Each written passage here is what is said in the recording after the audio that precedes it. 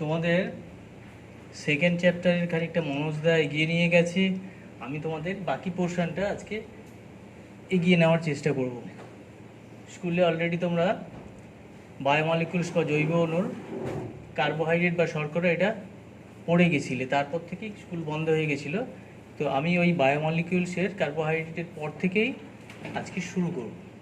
আর মনোজদা তোমাদের sell and plant tissue এগুলো শেষ করে দিয়েছে। তাহলে বাকি পোর্শনটা আজকে আমি শুরু করছি। আগে প্রোটিন দিয়েই আমি শুরু করছি।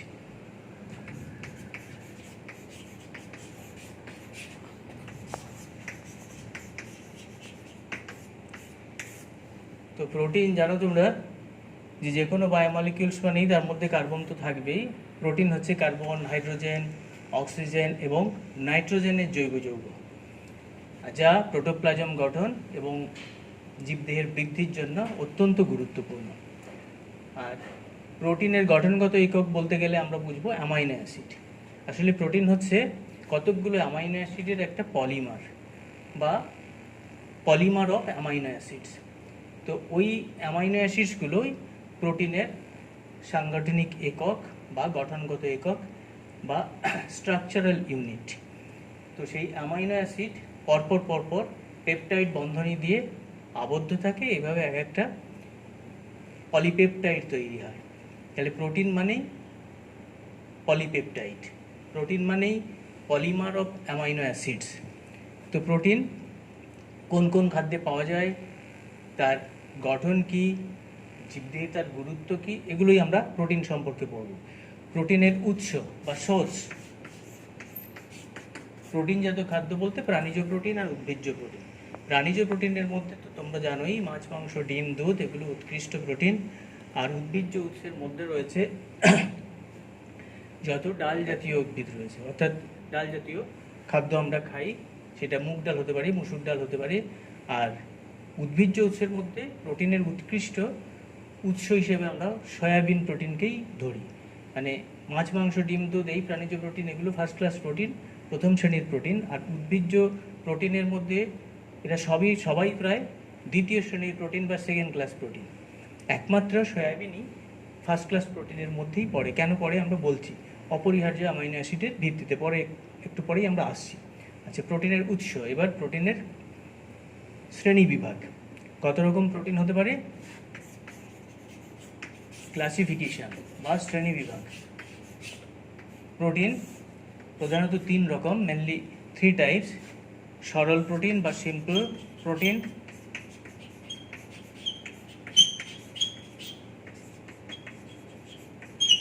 সিম্পল প্রোটিন কাকে বলবো আমরা? না, যে প্রোটিনে শুধুমাত্র অ্যামাইনো অ্যাসিড আছে, অন্য কোনো অপ্রোটিন অংশ নেই, শুধুমাত্র অ্যামাইনো অ্যাসিড দিয়ে তৈরি যে প্রোটিন সেটাই হচ্ছে সরল প্রোটিন বা সিম্পল প্রোটিন। যেমন অ্যালবুমিন, গ্লোবিউলিন, প্রোটামিন, হিস্টোন এরা সব সরল প্রোটিন।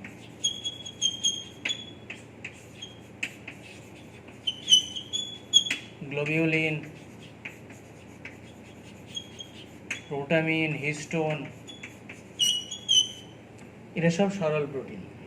আর দ্বিতীয় প্রকারের প্রোটিন হচ্ছে যুগ্ম প্রোটিন বা কনজুগেটেড প্রোটিন।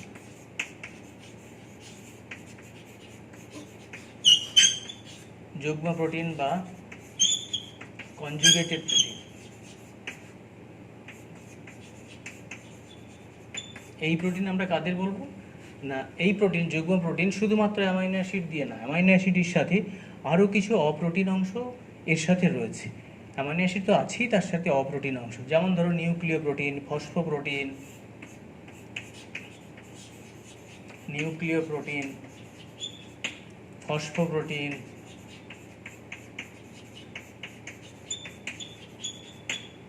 সালফোপ্রোটিন,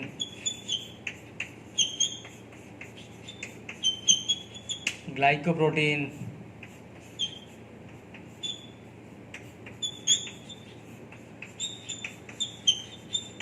তো নিউক্লিয় প্রোটিন, নিউক্লিক অ্যাসিড, তার সাথে প্রোটিন, ফসফোপ্রোটিন, ফসফরাস রয়েছে, তার সাথে প্রোটিন, সালফোপ্রোটিন, সালফার, তার সাথে প্রোটিন, গ্লাইকোপ্রোটিন, কার্বোহাইড্রেট অংশ রয়েছে, তার সাথে প্রোটিন অংশ।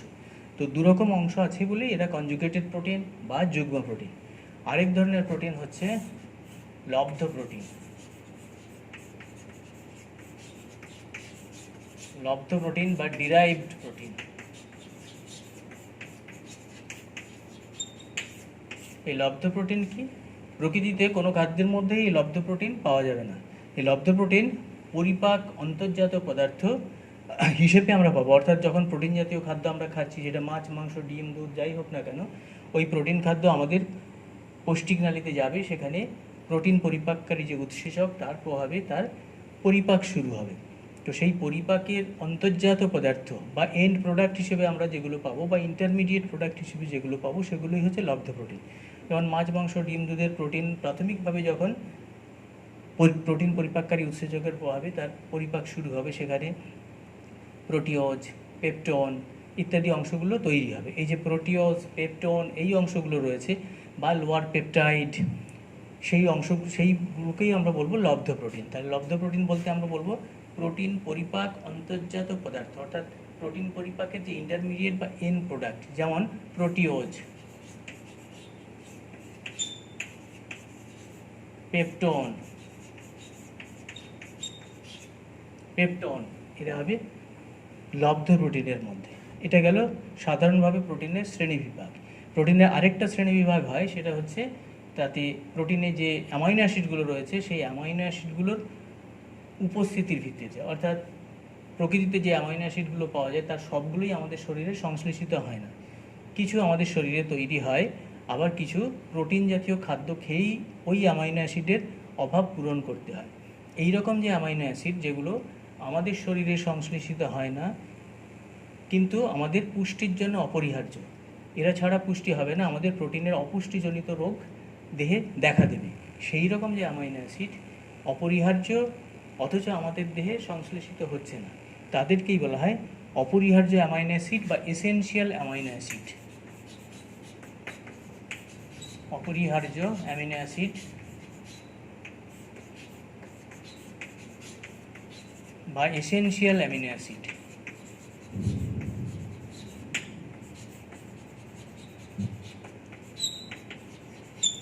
তো এই এসেনশিয়াল অ্যামিনো অ্যাসিড বা অপরিহার্য অ্যামিনো অ্যাসিড কোনগুলো? আগেই বললাম, পুষ্টির জন্য অত্যন্ত গুরুত্বপূর্ণ কিন্তু আমাদের দেহে সংশ্লেষিত হচ্ছে না। এরকম অপরিহার্য অ্যামাইনো অ্যাসিড 10টি অপরিহার্য অ্যামাইনো অ্যাসিড রয়েছে। শিশুদের ক্ষেত্রে বা যারা অপ্রাপ্তবয়স্ক তাদের ক্ষেত্রে অপ্রাপ্তবয়স্কদের ক্ষেত্রে 10টা আর প্রাপ্তবয়স্কদের ক্ষেত্রে 8টা, কেননা দুটো অ্যামাইনো অ্যাসিডের মধ্যে রয়েছে যারা প্রাপ্তবয়স্কদের ক্ষেত্রে আংশিকভাবে সংশ্লেষিত হয়। তো এই 10টা অপরিহার্য অ্যামাইনো অ্যাসিড কিন্তু তোমাদের একটু মুখস্থর মতো করে নিতে হবে। যেমন আমি সংক্ষেপে ওদের ফার্স্ট লেটারগুলো দিয়ে একটু লিখে দিচ্ছি, তারপর আমি পুরোটা বলে নেব।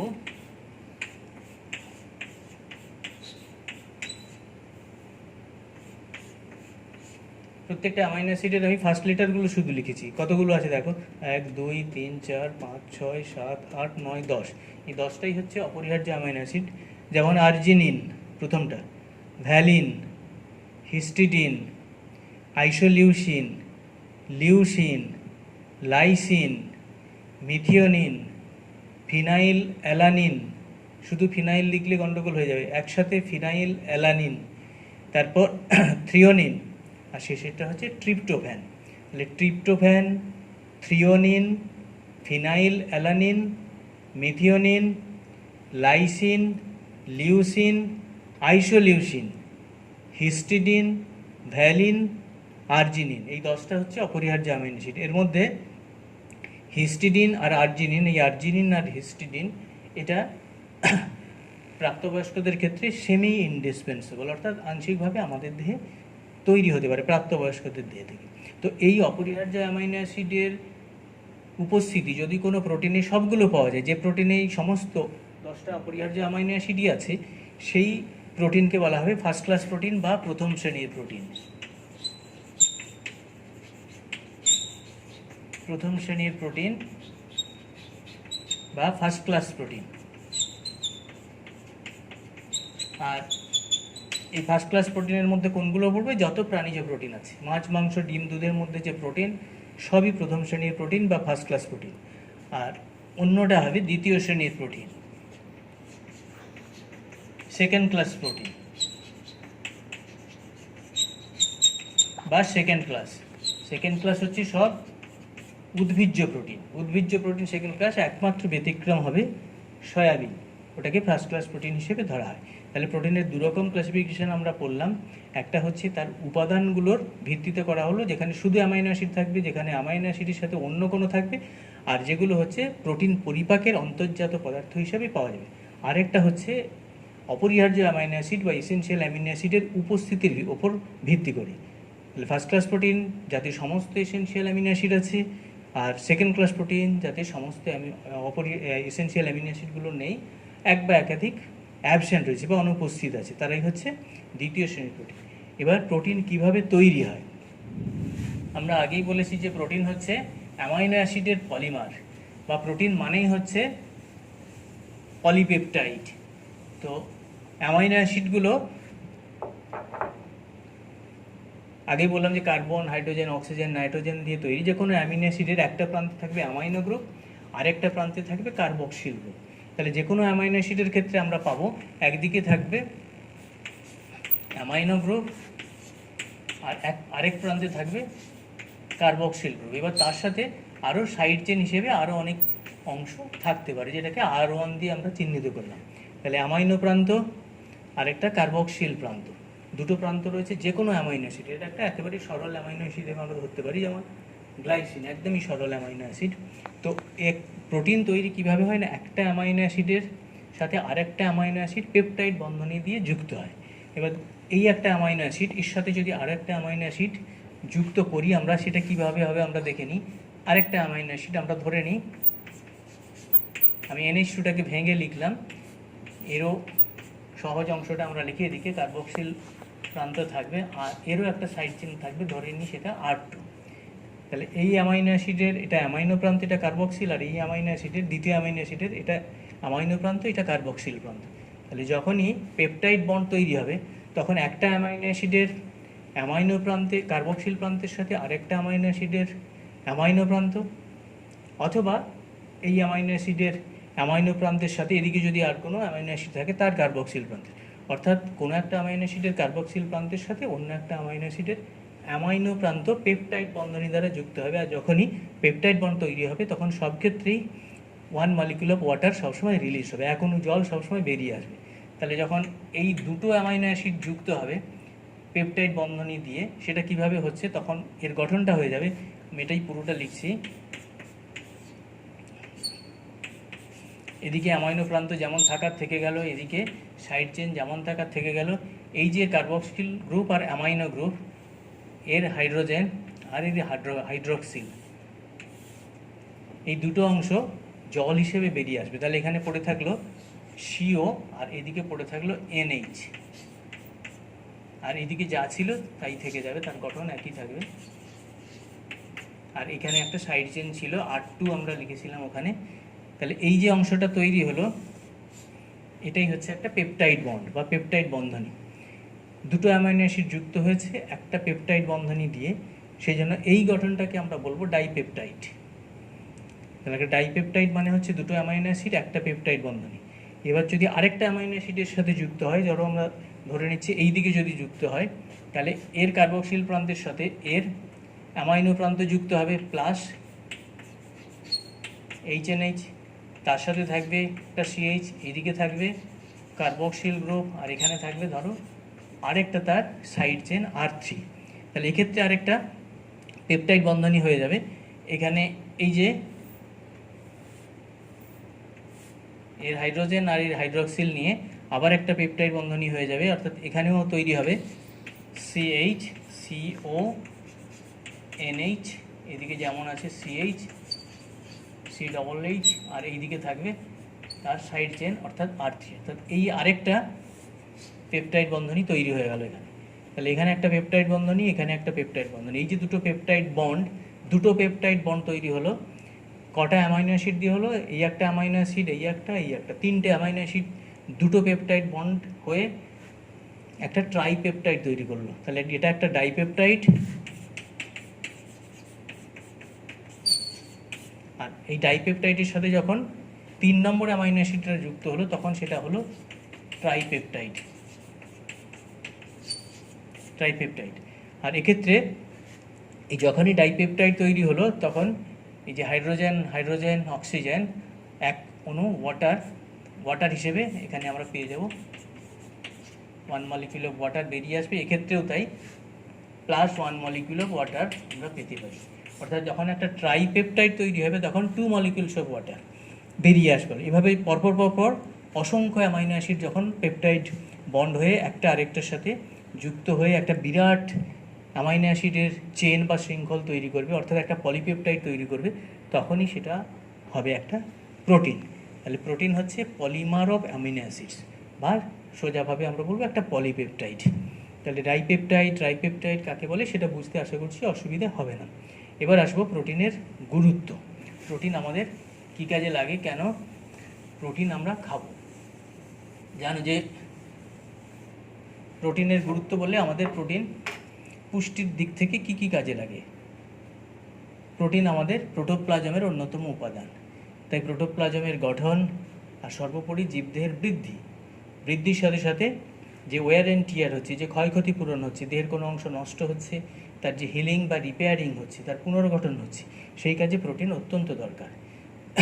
যে কারণেই যখনই কোনো অসুস্থ হয় কেউ অথবা কোনো অ্যাক্সিডেন্ট হয় তখন তার দেহের অনেক কলাকোষ বিনষ্ট হয়। সেই কলাকোষ পুনর্গঠনের জন্য তাকে পর্যাপ্ত প্রোটিনযুক্ত খাবার তাকে দিতে হয়, যাতে তার এই হিলিং অনেক তাড়াতাড়ি হতে পারে। দ্বিতীয় হচ্ছে প্রোটিন আমাদের কোষপর্দার উপাদান।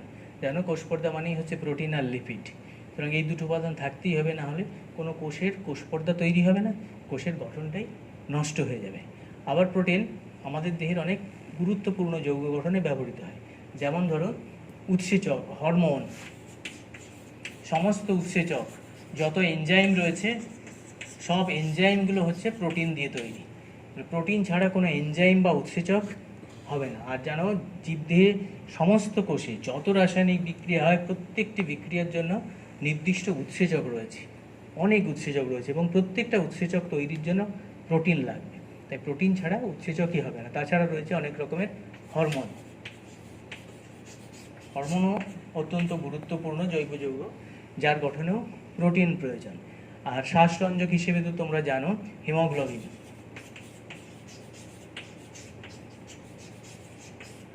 হিমোগ্লোবিন আরও অন্য প্রাণীদের ক্ষেত্রে যেমন রয়েছে হিমোসায়ানিন, এদের গঠনেও প্রোটিন দরকার। তাহলে প্রোটিন জীবদেহে অত্যন্ত গুরুত্বপূর্ণ যৌগ গঠনে সাহায্য করছে। তাছাড়া নিউক্লিয় প্রোটিন জানো, ডিএনএ আরএনএ দিয়ে যে নিউক্লিয় প্রোটিন তৈরি হচ্ছে, নিউক্লিক অ্যাসিড, তার গঠনেও আমাদের দরকার প্রোটিন। আচ্ছা, প্রোটিনে আরও একটা কাজ রয়েছে, যদিও সেটা তত গুরুত্বপূর্ণ নয়, সেটা হচ্ছে ক্যালোরিফিক ভ্যালু। প্রোটিন আমাদের দেহ তাপশক্তি সরবরাহ করে। তো আমাদের দেহে প্রথম ব্যবহৃত হয় শর্করা বা গ্লুকোজ। গ্লুকোজ যদি না থাকে কোনো কারণে তাহলে হয় ফ্যাটি অ্যাসিড, গ্লিসারল বা ফ্যাট। আর ফ্যাট যদি শেষ হয়ে যায়, তারও যদি জোগাড় না থাকে, একদম শেষ হচ্ছে প্রোটিন। প্রোটিনও জারিত হয়ে শ্বসনে শ্বাসবস্তু রূপে ব্যবহৃত হতে পারে শর্করা আর ফ্যাটের অনুপস্থিতিতে। সেক্ষেত্রে 1 গ্রাম প্রোটিন সবার শ্বসনে পুরোপুরি জারিত হলে 4.2 কিলো ক্যালোরি তাপশক্তি সরবরাহ করতে পারে। এই 4.2 কিলো ক্যালোরি পার গ্রাম, এটাই হচ্ছে প্রোটিনের তাপন মূল্য বা ক্যালোরিফিক ভ্যালু। তো ক্যালোরিফিক ভ্যালু বলতে বোঝায় 1 গ্রাম বস্তু সবার শ্বসনে সম্পূর্ণরূপে জারিত হলে যে পরিমাণ তাপশক্তি আমাদের দেহে উৎপন্ন করে বা সরবরাহ করে, সেটাই হচ্ছে তার ক্যালোরিফিক ভ্যালু। তাহলে প্রোটিনের ক্যালোরিফিক ভ্যালু হচ্ছে 4.2 কিলো ক্যালোরি বা কিলো ক্যালোরি পার গ্রাম। শর্করারও তোমরা জানো 4.1 কিলো ক্যালোরি পার গ্রাম। তাহলে প্রোটিন আমাদের দেহে অত্যন্ত গুরুত্বপূর্ণ। তাছাড়া আরও অনেক রঞ্জক, আরও অনেক গুরুত্বপূর্ণ যৌগ রয়েছে যেগুলো প্রোটিন দ্বারাই আমাদের শরীরে তৈরি হচ্ছে। দেখবে এক একটা চ্যাপ্টার পড়তে গিয়ে এক এক রকম যৌগ পাবে এবং সেখানে প্রচুর প্রোটিনের নাম পাবে তোমরা। আর এখন যেটা খুব বেশি করে বলা হচ্ছে যে করোনার বিরুদ্ধে ইমিউনিটি গড়ে তুলতে হবে। ইমিউনিটির জন্য আমাদের প্রোটিন খাওয়া দরকার। কেন না, অ্যান্টিবডি যেটা তৈরি হয় অ্যান্টিজেনের বিরুদ্ধে, সেই অ্যান্টিবডিটা প্রোটিন দিয়ে তৈরি হয়। গামা গ্লোবিউলিন জাতীয় প্রোটিন ওই অ্যান্টিবডি গঠনে ব্যবহৃত হয়। আমরা যদি প্রোটিন পর্যাপ্ত পরিমাণে খাই, গ্লোবিউলিনের সরবরাহ আমাদের শরীরে স্বাভাবিক থাকবে, ফলে অ্যান্টিবডি তৈরির ক্ষেত্রে আমরা খানিকটা সুবিধে পাবো বা আমাদের ইমিউনিটিটাকে বাড়িয়ে ফেলতে পারবো। এবার আসি ফ্যাট বা লিপিড।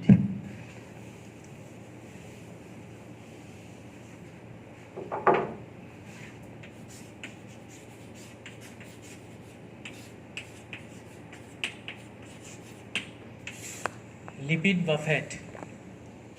লিপিড বা ফ্যাট আমরা কাকে বলবো? এও কার্বন, হাইড্রোজেন, অক্সিজেনের জৈব যৌগ। এখানে কিন্তু নাইট্রোজেন নেই।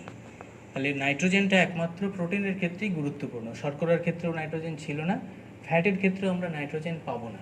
তাহলে ফ্যাট হচ্ছে কার্বন, হাইড্রোজেন এবং অক্সিজেনের একটা জৈব যৌগ, বা আমরা বলতে পারি ফ্যাটি অ্যাসিড এবং গ্লিসারল বা অন্য কোনো অ্যালকোহলের একটা এস্টার, যেটা জলে অদ্রবণীয়, ওয়াটার সলিউবল না, কিন্তু কোনো জৈব দ্রাবকে বেনজিন, ইথার, ক্লোরোফর্ম এরকম যে জৈব দ্রাবক রয়েছে, অর্গ্যানিক সলভেন্ট রয়েছে, সেখানে দ্রবীভূত হতে পারে।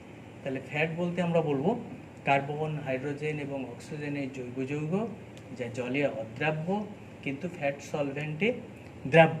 অন্যভাবে আমরা বলতে পারি লিপিড বা ফ্যাট হলো ফ্যাটি অ্যাসিড এবং গ্লিসারলের এস্টার।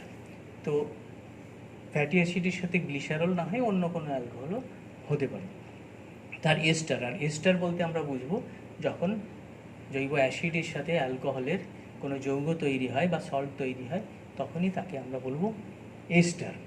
আচ্ছা, লিপিড এর উৎস কোথা থেকে আমরা পাবো? তাহলে ডেফিনিশনটা আমরা সংক্ষেপে জানলাম। উৎস, প্রাণীজ উৎস এবং উদ্ভিজ্জ উৎস। প্রাণীজ উৎস লিপিড বা চর্বি জাতীয় খাদ্যের ক্ষেত্রে প্রাণীজ উৎস মানেই হচ্ছে মাছ, মাংস, ডিম, দুধ, ঘি, বাটার, এগুলো এদের ভালো উৎস। আর উদ্ভিজ্জ উৎসের মধ্যে আমরা ফ্যাট বলতে পাবো যত রকমের বাদাম রয়েছে, সেটা কাজু বাদাম হতে পারে, চিনে বাদাম হতে পারে, আমন্ড হতে পারে, এগুলো সবই ফ্যাটের সবচেয়ে ভালো উৎস। তাছাড়া অন্যান্য বিভিন্ন সবজিতেও অল্প পরিমাণে থাকতে পারে, এগুলোই এদের প্রধান উৎস। এবার আসবো লিপিডের শ্রেণীবিভাগ। লিপিড বলতে আমরা কি বুঝবো? তাহলে আগে আমি বললাম যে লিপিড বলতে বোঝায় ফ্যাটি অ্যাসিড এবং কোনো অ্যালকোহলের এস্টার। এবার দেখি আমরা এর শ্রেণীবিন্যাস যখন আমরা করব তখন কিভাবে করব। লিপিড বলতে এখানেও প্রোটিনের মতো সরল লিপিড, সরল লিপিড বা সিম্পল লিপিড।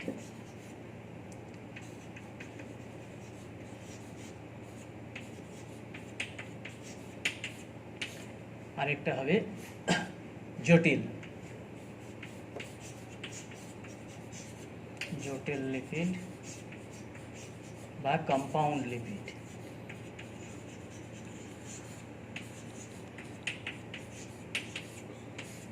এই সরল লিপিডের মধ্যে কারা থাকবে বা কাকে বলবো আমরা? যে সমস্ত লিপিড ফ্যাটি অ্যাসিড এবং কোনো অ্যালকোহল দিয়ে তৈরি, কিন্তু অন্য কোনো নন ফ্যাটি সাবস্টেন্স তার মধ্যে থাকবে না।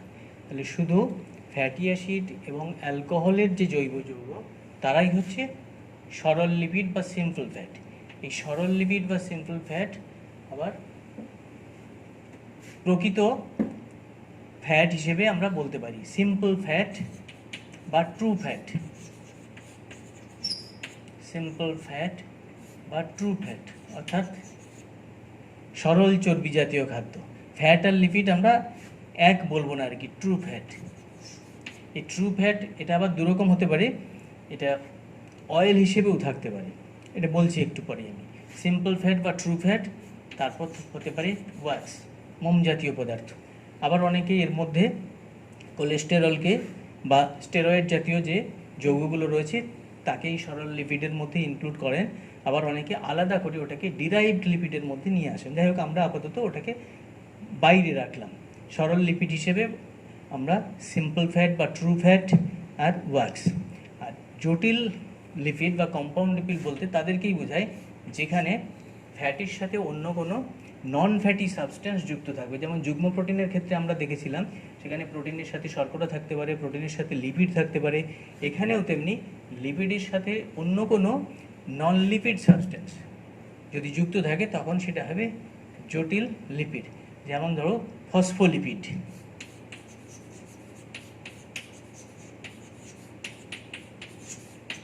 ফসফোলিপিড অর্থাৎ এখানে লিপিড শুধু নেই, ফ্যাটি অ্যাসিড গ্লিসারল তো আছেই, তার সাথে ফসফরাস আছে।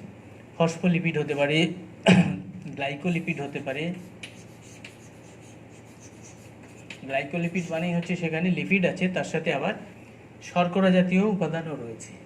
তো ফসফোলিপিড, গ্লাইকোলিপিড, সালফোলিপিড, এভাবে ওই যুগ্ম প্রোটিনের মতো এখানেও আমরা অনেকগুলো ভাগ হব। সিম্পল ফ্যাট বলতে সিম্পল ফ্যাট হচ্ছে শুধু ফ্যাটি অ্যাসিড এবং গ্লিসারলের যে ester of fatty acid and glycerol, সেটাকেই আমরা বলবো সিম্পল ফ্যাট। এবং এটাই আমরা খাদ্যের মধ্যে সবচেয়ে বেশি পরিমাণে পাই। যত উদ্ভিজ্জ উৎস কিংবা প্রাণীজ উৎস রয়েছে সেখানে আমরা এই সিম্পল ফ্যাটটাই তার বিভিন্ন ফর্মে পাবো। কীভাবে হচ্ছে সেটা আমরা আসছি এভাবে, কীভাবে ফ্যাটি অ্যাসিড আর গ্লিসারল নিয়ে এই লিপিড তৈরি হচ্ছে। তাহলে লিপিড বলতে বোঝায় ফ্যাটি অ্যাসিড, গ্লিসারল এবং তার সাথে নন ফ্যাটি কোনো সাবস্টেন্স, সব মিলিয়ে হচ্ছে লিপিড। আর যখন সরল লিপিড বা সিম্পল লিপিড আমরা বলবো, যেটাকে আমরা সিম্পল ফ্যাট হিসেবে মূলত ধরবো, সেখানে কিন্তু শুধু ফ্যাটি অ্যাসিড এবং গ্লিসারল বা অন্য কোনো অ্যালকোহল, সেখানে কোনো নন ফ্যাটি সাবস্টেন্স থাকবেই না। সেদিক থেকে আমরা বলতে পারি যে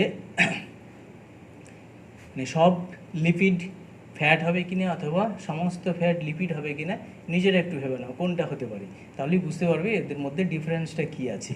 আচ্ছা, এবার আসি কীভাবে তৈরি হচ্ছে লিপিড। তাহলে আগেই বললাম যে ফ্যাটি অ্যাসিড এবং গ্লিসারলের এস্টার সরল ফ্যাট মানে, আর এই ফ্যাট যখন নর্মাল রুম টেম্পারেচারে সলিড থাকবে তখন সেটা ফ্যাট, আর নর্মাল রুম টেম্পারেচারে যখন সেটা লিকুইড হয়ে যাবে তখন সেটাকে আমরা বলবো অয়েল। এটুকুই এদের মধ্যে ডিফারেন্স, মেল্টিং পয়েন্টে ডিফারেন্স রয়েছে। আচ্ছা, এবার ফ্যাট তৈরি হচ্ছে ফ্যাটি অ্যাসিড এবং গ্লিসারল। সাধারণত ফ্যাটি অ্যাসিড মানেই হচ্ছে তার এক প্রান্তে থাকবে একটা মিথাইল গ্রুপ CH3, আরেক প্রান্তে থাকবে একটা কার্বক্সিল গ্রুপ। অর্থাৎ একটা কার্বক্সিল গ্রুপই সবসময় এক প্রান্তে থাকবে, আরেক প্রান্তে থাকবে মিথাইল গ্রুপ, আর মাঝখানে থাকবে অসংখ্য ইথাইল গ্রুপ CH2 গ্রুপ। তাহলে যে কোনো ফ্যাটি অ্যাসিড মানেই হচ্ছে সেটাকে আমরা সাধারণভাবে বলবো CH3CH2 whole N COOH, fatty অ্যাসিডের সাধারণ সংকেত। অর্থাৎ এক প্রান্তে থাকবে মিথাইল, মাঝখানে অনেকগুলো থাকবে CH2 গ্রুপ, আর আরেক প্রান্তে থাকবে কার্বক্সিল গ্রুপ। তো এরকম পামিটিক অ্যাসিড, স্টিয়ারিক অ্যাসিড, যত রকমেরই সিম্পল ফ্যাট রয়েছে তাদের গঠনে যদি আমরা দেখি সেখানে দেখবো আমরা কোনোটা রয়েছে 14C কার্বন কম্পাউন্ড, কোনোটা রয়েছে 16C, কোনোটা 18C কার্বন কম্পাউন্ড। অর্থাৎ যেখানে 16C কার্বন কম্পাউন্ড যেমন পামিটিক অ্যাসিডের ক্ষেত্রে যেমন হবে, সেখানে 16C মানেই হচ্ছে এই এনটা তখন কত হয়ে যাবে, CH3CH2 হোল 14 COOH, এটা হয়ে গেল 16C কম্পাউন্ড, অর্থাৎ পামিটিক অ্যাসিড হয়ে গেল। তো এইভাবে স্টিয়ারিক অ্যাসিড সেখানে হয়তো C18 হয়ে যাবে, সে ব্যাপারে দেখতে পাবো তাদের গঠনগুলো। আর গ্লিসারল একটা ট্রাইহাইড্রক্সি অ্যালকোহল, আমরা সংক্ষেপে লিখে ফেলি তাদের গঠনটা CH2OH, CHOH,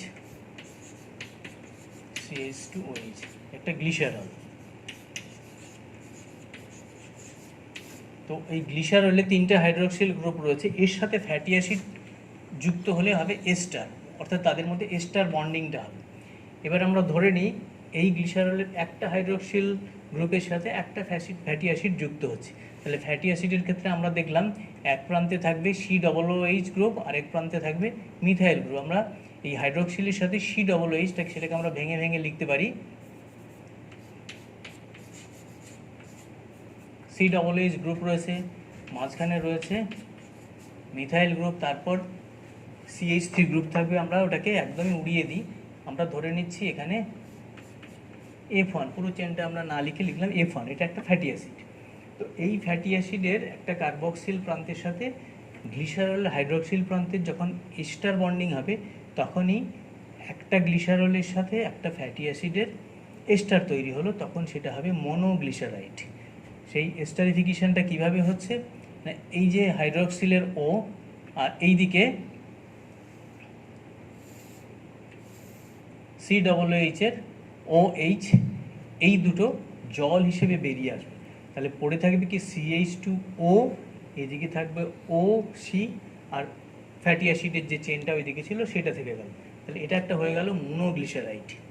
এবার যদি দেখা যায় যে আরেকটা ফ্যাটি অ্যাসিড এই হাইড্রক্সিল গ্রুপের সাথে যুক্ত হচ্ছে, সেক্ষেত্রে এমন হতে পারে সেকেন্ড একটা ফ্যাটি অ্যাসিড, ধরো এটা ফ্যাটি অ্যাসিড 2, সেটা যুক্ত হতে পারে। আরেকটা হাইড্রক্সিল গ্রুপ আরও দুটো রয়েছে, দুটোর সাথে যুক্ত হওয়ার সম্ভাবনা রয়েছে। এই কার্বক্সিল গ্রুপটা যখন এই হাইড্রক্সিল গ্রুপের সাথে যুক্ত হবে, আবার সেই একইভাবে এক অণু জল বেরিয়ে আসবে। এখানে এস্টার বন্ডিংটা কী হবে, CH O OC, আর এইদিকে তার সাইড চেন F2 যেমন থাকার থেকে গেল। তাহলে দুটো ফ্যাটি অ্যাসিড একটা গ্লিসারলের দুটো হাইড্রক্সিল গ্রুপের সাথে যখন যুক্ত হলো তখন সেটা হলো ডাইগ্লিসারাইড। তাহলে একটা যখন যুক্ত হয়েছিল মনোগ্লিসারাইড, আরেকটা যখন যুক্ত হলো ডাইগ্লিসারাইড, আরও একটা ফ্রি রয়েছে, আরও একটা ফ্যাটি অ্যাসিডের সাথে এর যুক্ত হওয়ার সম্ভাবনা রয়েছে। তো সেক্ষেত্রে আরও একটা যদি চলে আসে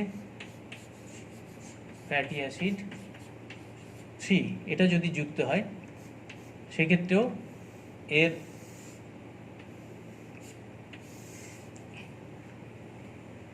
এক অণু জল হিসেবে বেরিয়ে আসবে, আর বাকি থেকে CH2O OC F3। তাহলে তিনটে ফ্যাটি অ্যাসিড এক অণু গ্লিসারলের সাথে যুক্ত হয়ে যেটা তৈরি করলো সেটা হলো ট্রাইগ্লিসারাইড। তাহলে ট্রাইগ্লিসারাইড এক্ষেত্রে যেটা তৈরি হলো সেটাকে আমরা কীভাবে লিখবো, এগুলো সব ফ্যাটি অ্যাসিড, একটা দুটো তিনটে ফ্যাটি অ্যাসিড। তাহলে এটা আমরা কীভাবে লিখবো, CH2O OC, এদিকে যেমন রয়েছে F1, তার সাইড চেন যে আছে থাকলো, এর সাথে থাকবে CH, এদিকেও যেমন ছিল F2, 3 নম্বরটা হচ্ছে CH2O OC। তাহলে এটা কার গঠন, এটা হলো একটা ট্রাইগ্লিসারাইড।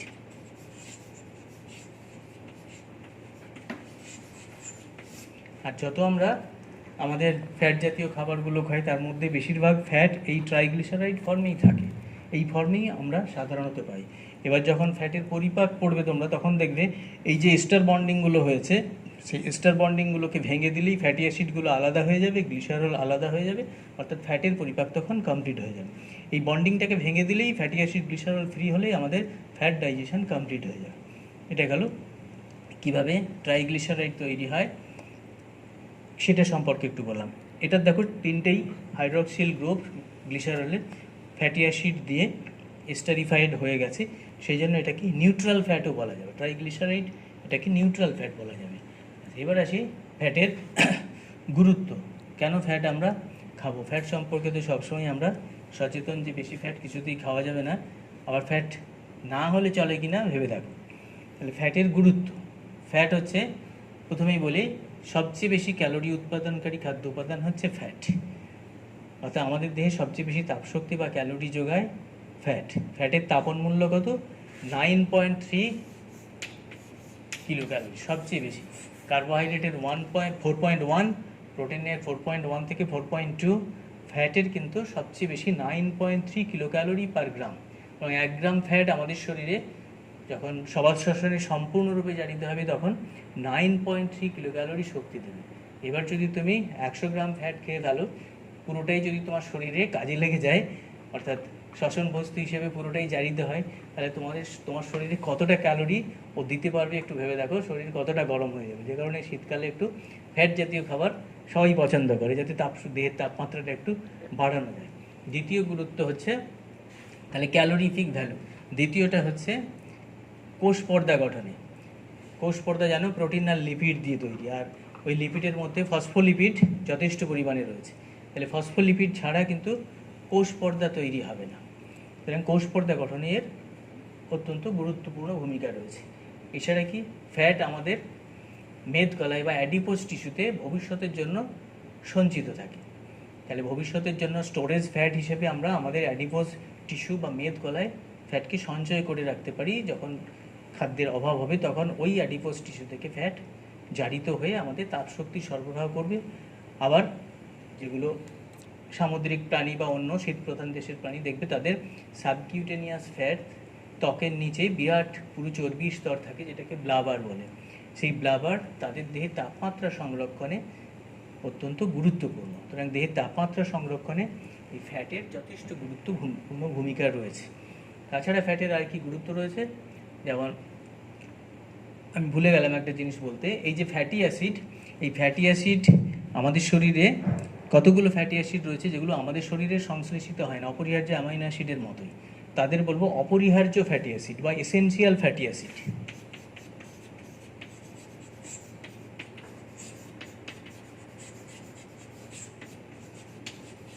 এসেনশিয়াল ফ্যাটি অ্যাসিড বা অপরিহার্য ফ্যাটি অ্যাসিড কোনগুলোকে বলবো? না, যে সমস্ত ফ্যাটি অ্যাসিড আমাদের শরীরে সংশ্লেষিত হয় না কিন্তু আমাদের পুষ্টির জন্য অত্যন্ত গুরুত্বপূর্ণ, এদের ছাড়া আমাদের পুষ্টি সম্পূর্ণ হবে না, তাদেরই বলবো অপরিহার্য ফ্যাটি অ্যাসিড। তো তিনটে ফ্যাটি অ্যাসিডকে অপরিহার্য ফ্যাটি অ্যাসিড হিসেবে ধরা হয়, সেটা হচ্ছে লিনোলেইক অ্যাসিড,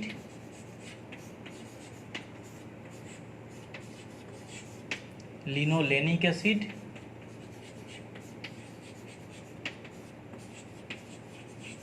আর একটা হচ্ছে অ্যারাচিডোনিক অ্যাসিড।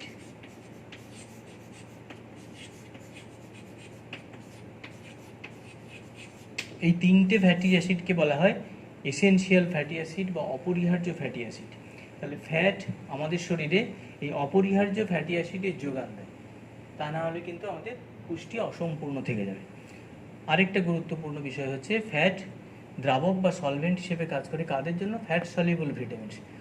একটু পরেই আমরা পড়বো ভিটামিন সম্পর্কে। ভিটামিন যারা fat soluble vitamin, vitamin A, vitamin D, vitamin E আর ভিটামিন কে, এই ফ্যাট সলিউবল ভিটামিনগুলো আমাদের এই ফ্যাট জাতীয় খাবার খেয়েই আমরা পেয়ে থাকি, অর্থাৎ এই ভিটামিনগুলোর সলভেন্ট বা দ্রাবক হিসেবে ফ্যাট কাজ করে। আচ্ছা, তো ফ্যাটের আরও কিছু গুরুত্বপূর্ণ রয়েছে, ভূমিকা রয়েছে, যেগুলো আমরা আরও ডিটেলসে আলোচনা করব এক একটা যৌগ ধরে। আপাতত এই মূল জিনিসগুলো তোমরা দেখে রাখো। আচ্ছা, এবার আসবো নিউক্লিক অ্যাসিড। বায়োমলিকুলসের মধ্যে carbohydrate, protein, fat, nucleic acid, vitamin, minerals এতগুলো রয়েছে বায়োমলিকুলসের মধ্যে। এবার আসবো আমরা নিউক্লিক অ্যাসিড, তারপরে যাব ভিটামিন, তারপর মিনারেলস, আর একদম শেষে অ্যানিমাল টিস্যু আর অর্গান। দেখা যাক। আচ্ছা, এবার আসি নিউক্লিক অ্যাসিড। নিউক্লিক অ্যাসিড বলতে আমরা বুঝি কাকে কাকে? ডিএনএ আর আরএনএ।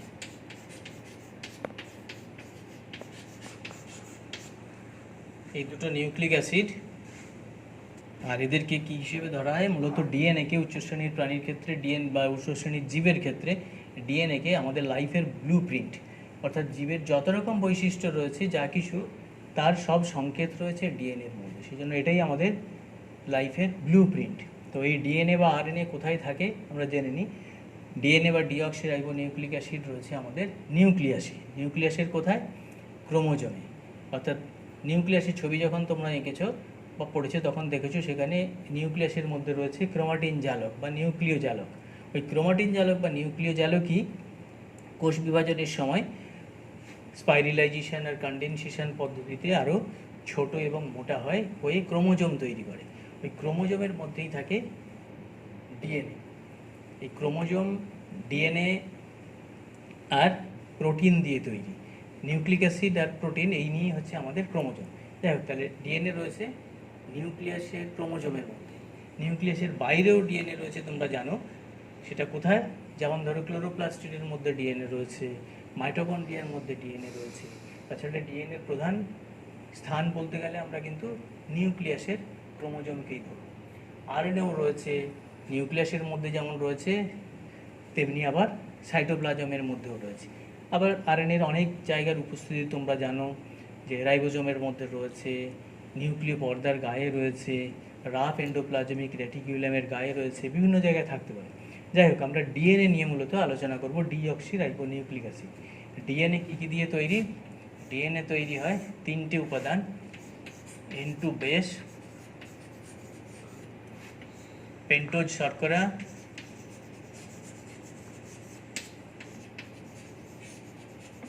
আর হচ্ছে ফসফরিক অ্যাসিড। এই তিনটি উপাদান রয়েছে ডিএনএ। আরএনএর মধ্যেও তিনটি উপাদান রয়েছে, N2 base, pentose sugar, phosphoric acid. তো N2 বেস আবার দুরকম হয়, পিউরিন আর পিরিমিডিন।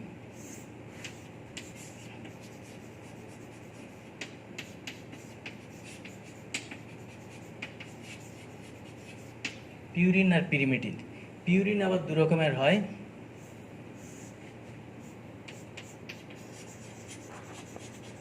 অ্যাডেনিন আর গুয়ানিন।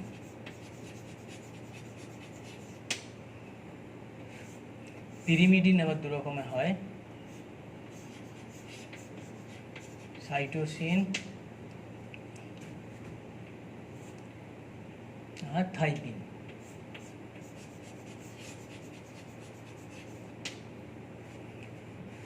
তাহলে অ্যাডেনিন গুয়ানিন হচ্ছে পিউরিন বেস, আর সাইটোসিন আর থাইমিন হচ্ছে পিরিমিডিন বেস। এই 4 রকম N2 বেস, এটা দিয়েই কিন্তু আমাদের ডিএনএর মূল গঠন। অর্থাৎ আমাদের যা কিছু বৈশিষ্ট্য সেটা আমরা জানি যে জিন দ্বারা নিয়ন্ত্রিত হয়, আর জিন মানেই হচ্ছে ডিএনএ গঠনকারী এই যে N2 বেস, 4 রকমের N2 বেস, এই নাইট্রোজেন বেসের কিছুটা অংশ নিয়েই হচ্ছে এক একটা জিন, যারা আমাদের কোনো না কোনো চারিত্রিক বৈশিষ্ট্যের সংকেত বহন করছে। তাহলে এই 4 রকম N2 বেসের যে পারমুটেশন কম্বিনেশন, বিভিন্ন রকমের বিন্যাস, তাতেই কিন্তু আমাদের এক এক রকমের জিনের চরিত্র, আমাদের এক এক রকমের বৈশিষ্ট্য। যাই হোক, তো এই অ্যাডিনিন গুয়ানিন সাইটোসিন থাইমিন, তার সাথে পেন্টোজ সুগার, তার সাথে ফসফরিক অ্যাসিড, এই 3টে উপাদান মিলে তৈরি হচ্ছে DNA. Pentose sugar 5C sugar, pentose sugar মানে হচ্ছে 5C সুগার, আর ডিএনএর ক্ষেত্রে যেটা রয়েছে সেটা হচ্ছে ডিঅক্সিরাইবোজ।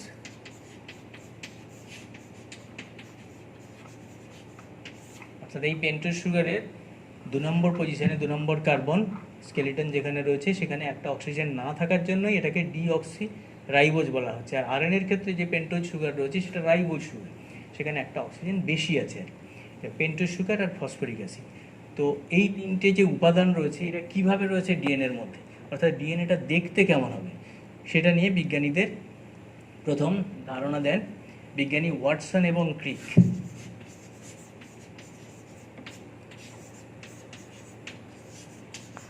এই দুজন বিজ্ঞানী ডিএনএর গঠন সম্পর্কে গবেষণা করে নোবেল পান। এই ওয়াটসন এবং ক্রিকের ধারণা অনুযায়ী ডিএনএ কীভাবে তৈরি, না ডিএনএ 2টো পলিনিউক্লিওটাইড শৃঙ্খল দিয়ে তৈরি। পলিনিউক্লিওটাইড শৃঙ্খল, প্রোটিনের ক্ষেত্রে পড়েছিলে পলিপেপটাইড শৃঙ্খল, অর্থাৎ কতকগুলো অ্যামাইনো অ্যাসিড পরপর পেপটাইড বন্ধনী দিয়ে যুক্ত হয়ে এক একটা পলিপেপটাইড তৈরি হয়েছিল। এখানে বলা হচ্ছে পলিনিউক্লিওটাইড, অর্থাৎ কতকগুলো নিউক্লিওটাইডের শৃঙ্খল। যেমন এখানে ছবিটা আঁকা আছে দেখো, এই একটা পলিনিউক্লিওটাইড আর তার পাশাপাশি আরেকটা পলিনিউক্লিওটাইড শৃঙ্খল, অর্থাৎ 2টো পলিনিউক্লিওটাইড শৃঙ্খল একটা আরেকটাকে অনেকটা ঘোরানো সিঁড়ির মতো পেঁচিয়ে অবস্থান করছে। এই গঠনটাকেই বলে ডিএনএর ডাবল হেলিক্স বা ডাবল স্ট্র্যান্ডেড মডেল। ওয়াটসন এবং ক্রিকের ডাবল হেলিক্স অথবা double stranded model of DNA. তাহলে 2টো পলিপেপটাইড পলিনিউক্লিওটাইড শৃঙ্খল একটা আরেকটাকে পেঁচিয়ে রয়েছে, তারা পরস্পর প্যারালাল, অ্যান্টি প্যারালাল, পরস্পরের সাথে অ্যান্টি প্যারালাল, প্যারালাল রয়েছে কিন্তু অ্যান্টি মানে বিপরীত ক্রমে তারা প্যারালাল। কীভাবে দেখো, এই একটা পলিনিউক্লিওটাইড, এর একদিকে লেখা আছে দেখো 5' এন্ড, এই 5' এন্ড এটা এভাবে গিয়ে শেষ হয়েছে, যেটা শেষ প্রান্ত লেখা রয়েছে 3' এন্ড। আবার দেখো তার পাশে যেটা রয়েছে এটা 3' এন্ড, আর এটা যেখানে শেষ হয়েছে সেটা 5' এন্ড। অর্থাৎ এই পলিনিউক্লিওটাইডের 3' আর 5' দুটো প্রান্ত রয়েছে, একদিকে 5' আর একদিকে 3', আর এই পলিনিউক্লিওটাইডের দেখো একদিকে 3' আর একদিকে 5', অর্থাৎ বিপরীত ক্রমে তারা সাজানো রয়েছে, সেই জন্য এই বিন্যাসটাকে বলা হচ্ছে অ্যান্টি প্যারালাল।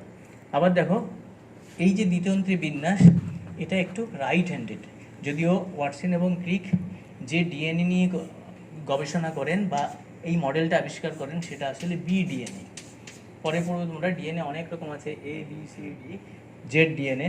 তো ওয়াটসন এবং ক্রিক যে ডিএনএর মডেল আবিষ্কার করে নোবেল পান সেটা হচ্ছে বিডিএনএ।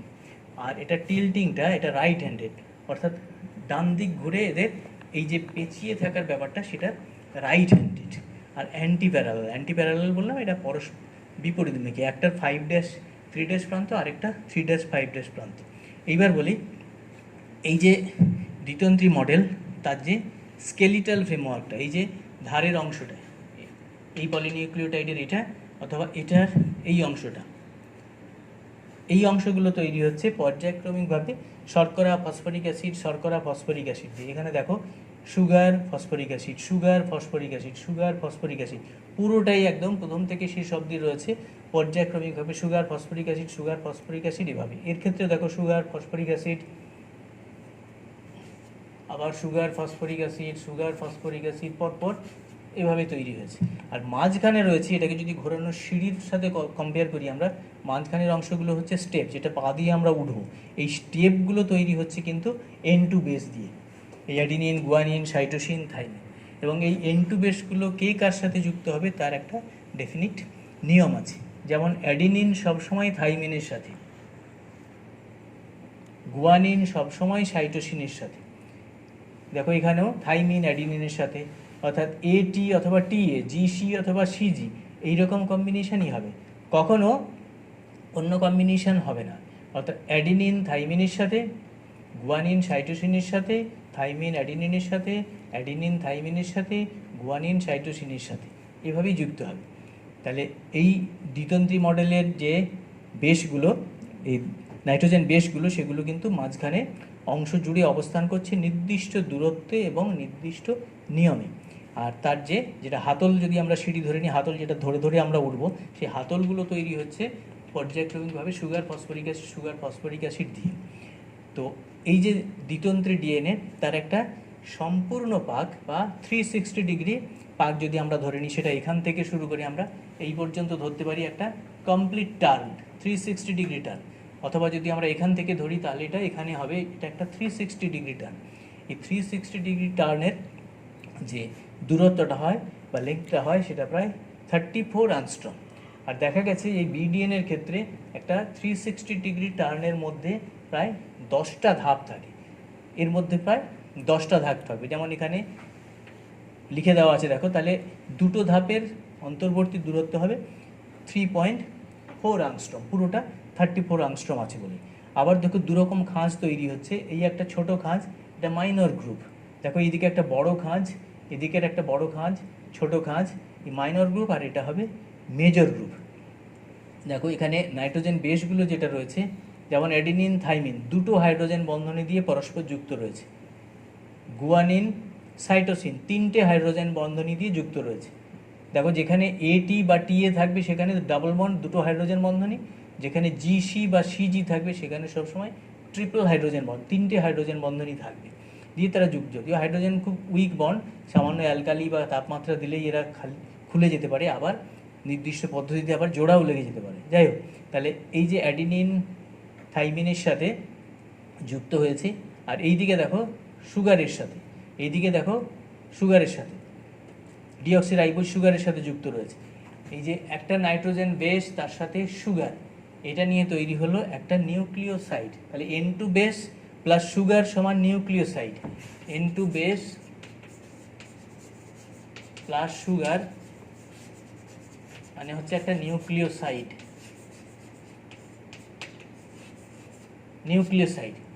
তাহলে N2 বেস সুগার, তার সাথে যখন ফসফরিক অ্যাসিড যুক্ত হয়ে যাবে তখন সেটা হবে একটা নিউক্লিওটাইড। তাহলে নিউক্লিওসাইড প্লাস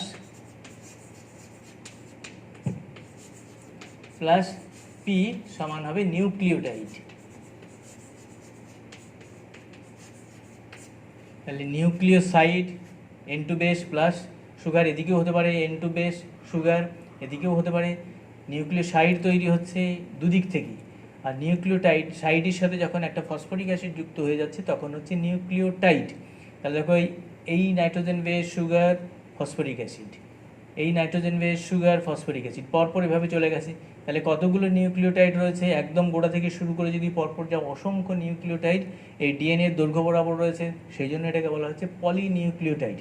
এইদিকেও তাই পলিনিউক্লিওটাইড। এবার এই যে সুগার আর ফসফরিক অ্যাসিড, এই যে সুগার ফসফরিক অ্যাসিড, এরা পরস্পর যুক্ত হয়েছে এস্টার বন্ড দিয়ে। দেখো এইদিকেও রয়েছে একটা এস্টার বন্ড, এই সুগারের সাথে ফসফরিক অ্যাসিড, এই সুগারের সাথে ফসফরিক অ্যাসিড, এদিকেও দেখো সুগারের সাথে ফসফরিক অ্যাসিড, এদিকেও সুগারের সাথে ফসফরিক অ্যাসিড, পরেরটার সাথেও তাই। অর্থাৎ পরপর দুটো করে sugar phosphoric acid ester bond দুটো, এদিকে ওইদিকে দুটো এস্টার বন্ড দিয়ে যুক্ত আছে বলে এই বন্ডিংটাকে বলা হয় ডাইএস্টার বন্ড।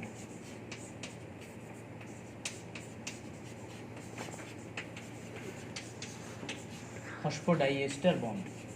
তাহলে সুগার, ফসফরিক অ্যাসিড দুদিকেই এরা ফসফোডাইএস্টার বন্ড দিয়ে পরস্পর যুক্ত রয়েছে, আর এদিকে নাইট্রোজেন বেসগুলো পরস্পরের সাথে হাইড্রোজেন বন্ড দিয়ে যুক্ত রয়েছে, এটি ডাবল বন্ড আর জিসি ট্রিপল বন্ড দিয়ে। এইভাবে একটা ডিএনএ শৃঙ্খল তৈরি হয়েছে। ওয়াটসন এবং ক্রিকের এই মডেল। আর ওয়াটসন এবং ক্রিক যখন থিওরিটিক্যালি সবটা বুঝতে পেরে গেছিলেন যে nitrogen base, pentose sugar, phosphoric acid কীভাবে থাকতে পারে, পুরোটাই বুঝতে পেরেছিলেন, কিন্তু তার মডেল বা সেটাকে প্রমাণ করতে পারছিলেন না। মানে ফিজিক্যালি ওটা প্রমাণ করা খুব শক্ত ছিল সেই সময়। এটা অনেক আগে, এটা 1953 সেই সময় প্রায়। তো সেই সময় আরও দুজন বিজ্ঞানী, ফ্রাঙ্কলিন উইলকিন্স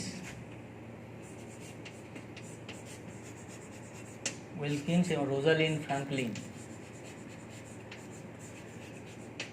এরা এক্স রে ডিফ্র্যাকশন স্টাডি, এটাই তাদের রিসার্চের বিষয় ছিল। তারা বিভিন্ন বায়োমলিকিউলসের এক্স রে ডিফ্র্যাকশন স্টাডি করতে গিয়ে ডিএনএর এই ডাবল স্ট্যান্ডার্ড মডেলটা তারা কিন্তু তাদের এক্স রেতে পান, কিন্তু তাদের রিসার্চের বিষয় ছিল না বলেই তারা সেটাকে ইগনোর করেন। কিন্তু ওই রিসার্চ পেপার ওয়াটসন এবং ক্রিকের নজরে আসে। তারা দেখেন যে এই গঠনটা তারা যেটা কল্পনা করছিলেন সেটার সাথে মিলে যাচ্ছে উইলকিন্স এবং ফ্র্যাঙ্কলিনের যে এক্স রে ডিফ্র্যাকশন তার সাথে। তখন তারা প্রমাণ পেয়ে গেলেন এবং সেটাই এস্টাবলিশ করে তারা আসল ডাবল হেলিক্স মডেলটাকে সবার সামনে নিয়ে আসতে পারলেন। সেই জন্য পরবর্তীকালে এদের দুজনের সাথে এদের নামটাও জুড়ে দেওয়া হয় ডিএনএর ডাবল স্ট্যান্ডার্ড মডেলটা আবিষ্কারের ক্ষেত্রে। আচ্ছা, নিউক্লিক অ্যাসিডের কী কাজ? ডিএনএ আরএনএর পার্থক্য একটু বলে নিই। তাহলে DNA nitrogen base, pentose sugar, phosphoric acid. Nitrogen base 4 রকম, অ্যাডিনিন, গুয়ানিন, সাইটোসিন, থাইমিন। আর ডিএনএ দ্বিতন্ত্রী থাকে। এবার আরএনএর সাথে এর পার্থক্যটা বলে নিই। আরএনএও রয়েছে N2 বেস, সেখানে N2 বেস পিউরিন, পিরিমিডিন একই রকম। Purine base adenine, guanine. আরএনএতে ডিএনএর মতোই দুটো রয়েছে, শুধু পিরিমিডিন বেসটা বদলে গেছে, থাইমিনের পরিবর্তে হয়ে গেছে আরএনএর ক্ষেত্রে ইউরাসিল। তাহলে এই পিরিমিডিন বেসটা ডিএনএতে আছে কিন্তু আরএনএতে নেই। আরএনএতে থাইমিনের পরিবর্তে এসেছে ইউরাসিল। তাহলে নাইট্রোজেন বেসের ক্ষেত্রে শুধু একটাই পার্থক্য। আর পেন্টোজ সুগার যেটা ডিএনএর ক্ষেত্রে রয়েছে ডিঅক্সিরাইবোজ, আরএনএর ক্ষেত্রে রয়েছে রাইবোজ সুগার।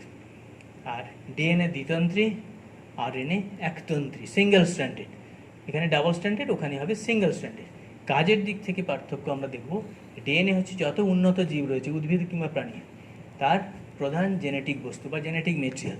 সেই জন্য জীবদের যা কিছু বৈশিষ্ট্য বা জিন, সে জিন মানেই হচ্ছে ডিএনএর নির্দিষ্ট অংশ। অর্থাৎ এক প্রজন্ম থেকে পরবর্তী প্রজন্মে যে জীবের বৈশিষ্ট্য বংশ পরম্পরায় বহন করে বা নিয়ে যায় কার মাধ্যমে? এই ডিএনএর মাধ্যমে। গ্যামেটের মধ্যে যে ডিএনএ ক্রোমোজোম রয়েছে, সেই ক্রোমোজোমের যে ডিএনএ, তারাই পিতামাতার বৈশিষ্ট্য সন্তানদের মধ্যে বহন করে নিয়ে যায়। আর আরএনএর মূল কাজ হচ্ছে প্রোটিন সংশ্লেষ। যদিও নিম্ন শ্রেণীর কিছু ব্যাকটেরিয়া, কিছু ভাইরাস, আরএনএ ভাইরাস কিংবা আরএনএ ব্যাকটেরিয়া রয়েছে, যেমন করোনা ভাইরাস, ইনফ্লুয়েঞ্জা ভাইরাস, এরা সব আরএনএ ভাইরাস। তাদের ক্ষেত্রে আরএনএ কিন্তু বংশগত বৈশিষ্ট্যের ধারক বাহক। তো উন্নত জীবের ক্ষেত্রে আরএনএ, এরা মূলত প্রোটিন সংশ্লেষে অংশগ্রহণ করে। 3 রকম আরএনএ হয়: এমআরএনএ বা মেসেঞ্জার আরএনএ, আরআরএনএ বা রাইবোজোমাল আরএনএ, এবং টিআরএনএ বা ট্রান্সফার আরএনএ। এই 3 রকম আরএনএ উন্নত জীবের দেহে থাকে, আমাদের দেহে থাকে। এই মেসেঞ্জার আরএনএ, রাইবোজোমাল আরএনএ আর টিআরএনএ, এরা হচ্ছে প্রোটিন সংশ্লেষে প্রধান ভূমিকা পালন করে। তাহলে আরএনএর কাজ হিসেবে আমরা ধরবো প্রোটিন সংশ্লেষে অংশগ্রহণ করা, আর ডিএনএ হচ্ছে বংশগত বৈশিষ্ট্যের সঞ্চারণ, এক প্রজন্ম থেকে পরবর্তী প্রজন্মে সঞ্চারণ করা। নিউক্লিক অ্যাসিড একরকম শেষ হলো, এবার আসবো আমরা ভিটামিন, তারপর আসবো খনিজ মৌল। আচ্ছা, এবার আসি ভিটামিন। আর ভিটামিনের ক্ষেত্রে একটা টেবিল করে নিয়েই তোমরা পড়তে থাকবে, যাতে একসাথে সমস্ত ভিটামিনগুলো থাকে, তোমাদের মনে রাখা বা বোঝার ক্ষেত্রে অনেকটা সুবিধে হয়। ভিটামিন আমরা কাকে বলবো?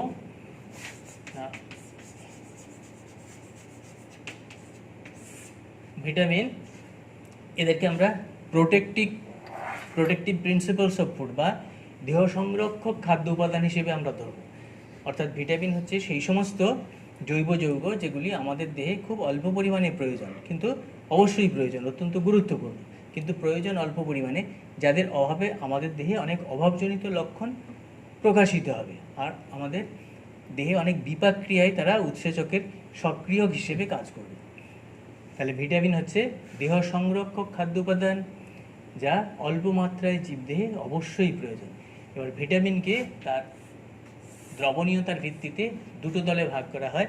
একটা হচ্ছে জলে দ্রবণীয় বা water soluble,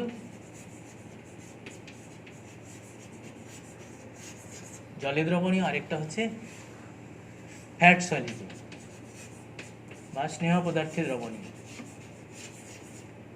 fat soluble vitamin বা চর্বিতে দ্রবীভূত হয় এমন ভিটামিন, আর হচ্ছে ওয়াটার সলিবল বা জলে দ্রবীভূত হয়।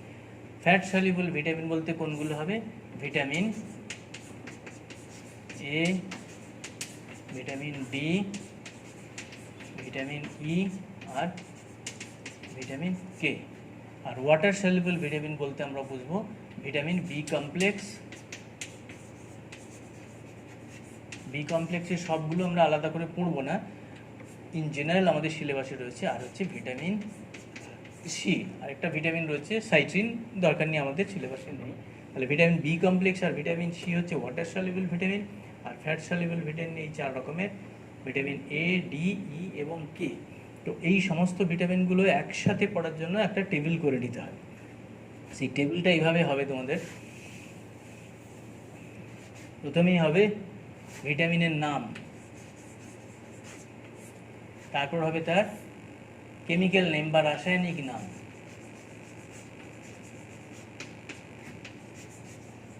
রাসায়নিক নাম বা কেমিক্যাল নেম,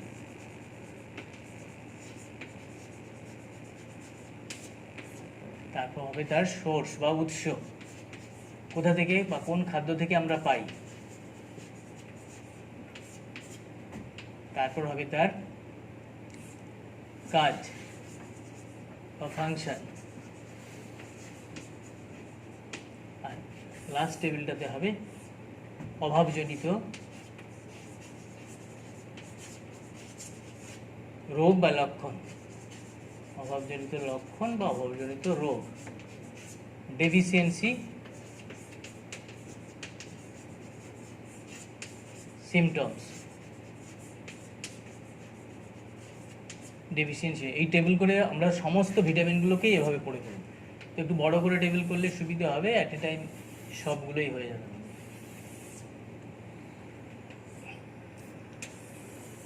তাহলে এক একটা করে ভিটামিন আমরা এভাবেই পড়ব, যতটা সংক্ষেপে সম্ভব আমি বলে যাই। প্রথমেই ভিটামিন এ দিয়ে শুরু করি। ভিটামিন এ এর রাসায়নিক নাম রেটিনল। এগুলো সব বইতে তোমরা পেয়ে যাবে, বই থেকেই পড়ে নিন। রেটিনল উৎস যত রঙিন খাবার, রঙিন খাবার মানে রং করা বাজারের খাবার না, যত শাকসবজি কিংবা ফল রঙিন হয় তাতে ভিটামিন এ যথেষ্ট বেশি। ক্যারট বা গাজর, পাকা আম, পাকা পেঁপে, পাকা কুমড়ো, এই সবগুলোই ভিটামিন এর ভালো উৎস, মানে উদ্ভিজ্জ উৎস। প্রাণীজ উৎস হিসেবে আমরা ভিটামিন এ পাবো বিভিন্ন মাছের বা প্রাণীর যকৃৎ নিঃসৃত তেল, cod liver oil, halibut liver oil, shark liver oil, অর্থাৎ মেটে খেলেই তুমি যথেষ্ট ভিটামিন এ পেয়ে যাবে যে কোনো প্রাণীর। কাজ, ভিটামিন এ আমাদের আবরণী কলা বা এপিথেলিয়াল টিস্যু, আবরণী কলা বা এপিথেলিয়াল টিস্যুর কাজের জন্য অত্যন্ত গুরুত্বপূর্ণ। তাছাড়া আরেকটা গুরুত্বপূর্ণ কাজ হচ্ছে আমাদের চোখের রেটিনাতে যে পিগমেন্ট থাকে, রড এবং কোন সেল, এই রড এবং কোন কোষ, তার মধ্যে দুরকম পিগমেন্ট থাকে। রড কোষে থাকে রোডপসিন, কোন কোষে থাকে আয়োডপসিন। রোডপসিন, সায়ানপসিন, আয়োডপসিন, এই যে রঞ্জক রড আর কোন কোষের মধ্যে রয়েছে, এই রঞ্জকগুলো তৈরির জন্য দরকার ভিটামিন এ। তাহলে আবরণী কলার গঠন বজায় রাখতে সাহায্য করছে, আর রড কোষ, কোন কোষের মধ্যে যে পিগমেন্ট বা রঞ্জক রয়েছে সেটা গঠনে সাহায্য করছে। তাছাড়াও কাজ রয়েছে ভিটামিন এর, খুব গুরুত্বপূর্ণ কাজ, অ্যান্টি ইনফেক্টিভ ভিটামিন হিসেবে এটাকে ধরা নেয়, অর্থাৎ অ্যান্টি ইনফেক্টিভ, ইনফেকশন প্রতিরোধে খুব কার্যকরী অ্যান্টি ইনফেক্টিভ ভিটামিন। আরেকটা রয়েছে অ্যান্টিঅক্সিডেন্ট,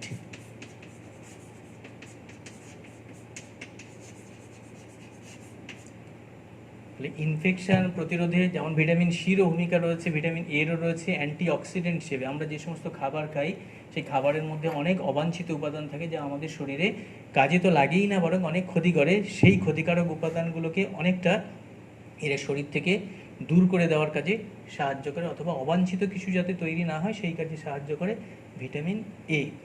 এবার ভিটামিন এর অভাবজনিত লক্ষণ বুঝতেই পারছো, রডকোষ কোন কোষের গঠন হচ্ছে মানেই এরা দেখার কাজে সাহায্য করছে। তাই এদের ডেফিসিয়েন্সি যখন হয়ে যাবে তখন আমাদের দেখার কাজটা বিঘ্নিত হবে। বিশেষ করে রডকোষ গঠিত না হলে, রডকোষ আমাদের মৃদু আলোকে বা কম আলোতে দেখতে সাহায্য করে। তাহলে রডকোষ গঠনে বিঘ্নিত হওয়া মানেই আমাদের রাতকানা বা নাইট ব্লাইন্ডনেস বা নিকট্যালোপিয়া।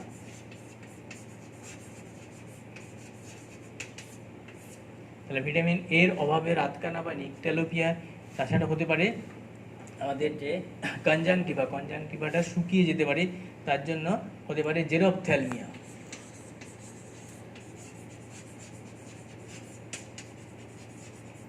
জেরপ্থ্যালমিয়া হতে পারে, অথবা কেরাটোম্যালেশিয়া হতে পারে।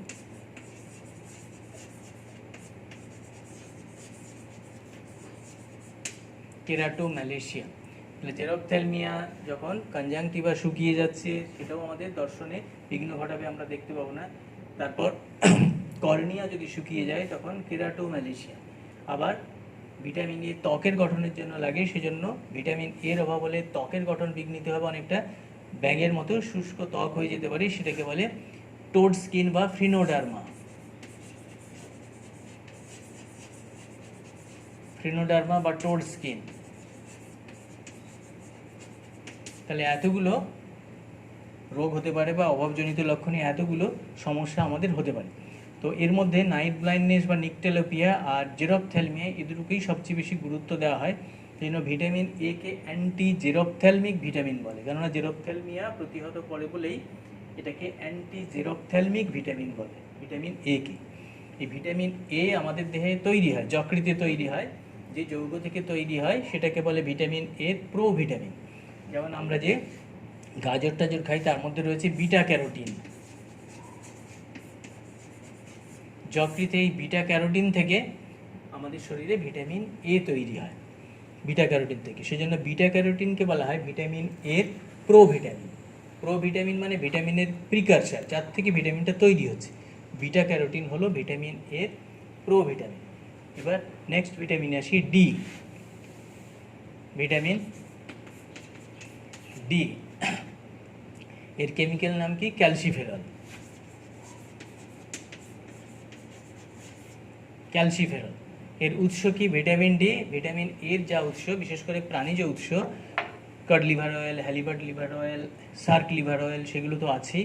উদ্ভিজ্জ উৎসের মধ্যে আমরা পাবো মূলত এডিবল অয়েল, ভোজ্য তেল যেগুলো রয়েছে সেগুলোর মধ্যে আমরা যথেষ্ট পরিমাণে ভিটামিন ডি পাবো।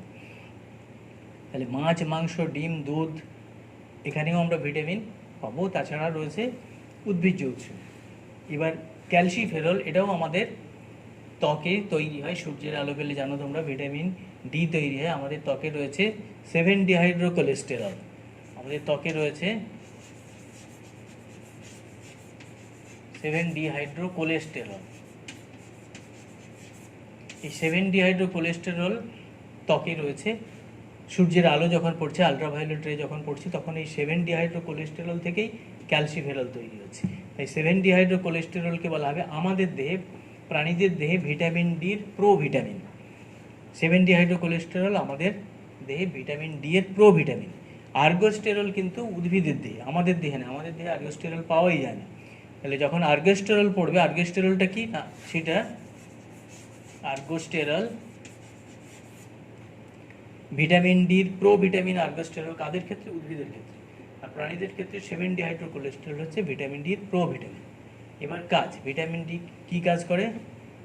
ভিটামিন ডি আমাদের হাড়, দাঁত এগুলো তৈরিতে কাজে লাগে। আমাদের দেহে যে ক্যালসিয়াম ফসফরাসের বিপাক হচ্ছে, ক্যালসিয়াম ফসফরাসের শোষণ হচ্ছে, সেই কাজেও সাহায্য করে। তাহলে মূলত ভিটামিন ডির কাজ হচ্ছে হাড় গঠন, অস্থি গঠন।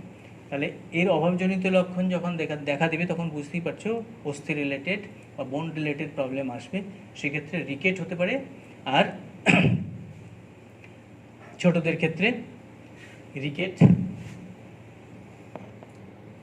হাড়ের গঠন বিকৃত হয়ে যাবে, হাত পা ঠিকমতো তৈরি হবে না। তাহলে হাড়ের গঠন বিকৃত হওয়াটাই এর মূল অভাবজনিত লক্ষণ। এবার আসবো ভিটামিন ডি ই। ই কেমিক্যাল নেম টোকোফেরল। এর উৎসের ক্ষেত্রে আমরা মূলত উল্লেখ করব মাছ, মাংস, ডিম, দুধ তো আছেই, আবার পাঁঠার যকৃৎ, শুয়োরের যকৃৎ এগুলোতেই আছে। আর বিশেষ কিছু ভেজিটেবলস রয়েছে, যেমন আলফালফা। আর শীতকালীন যে সমস্ত আমরা ভেজিটেবলস খাই স্যালাডের সাথে, সেগুলোর মধ্যেও যথেষ্ট পরিমাণে ভিটামিন ই রয়েছে। এর কাজ, ভিটামিন ইর মূল কাজ হচ্ছে রিপ্রোডাকশানে অংশগ্রহণ করা, অর্থাৎ পুরুষদের ক্ষেত্রে শুক্রাশয়ের কার্যকারিতা, আর স্ত্রীদের ক্ষেত্রে ডিম্বাশয়ের কার্যকারিতা বৃদ্ধিতে বা কার্যকারিতা স্বাভাবিক রাখতে ভিটামিন ইর গুরুত্বপূর্ণ ভূমিকা রয়েছে। তাছাড়া এর কাজ রয়েছে কি না, ভিটামিন ই এও অ্যান্টিঅক্সিডেন্ট হিসেবে কাজ করে। এটাও একটা ভালো অ্যান্টিঅক্সিডেন্ট, মানে সবচেয়ে ভালো অ্যান্টিঅক্সিডেন্ট হিসেবে ভিটামিন ইকেই ধরা হয়। তাহলে অ্যান্টিঅক্সিডেন্ট হিসেবে কাজ করছে এবং প্রজননে অংশগ্রহণ করছে ভিটামিন ই। তাই ভিটামিন ইর যদি অভাব দেখা দেয়, অভাবজনিত লক্ষণ হিসেবে আমরা সেখানে পাবো কি না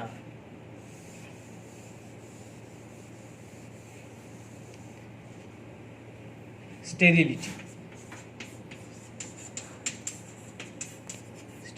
বা বন্ধ্যাত্ব।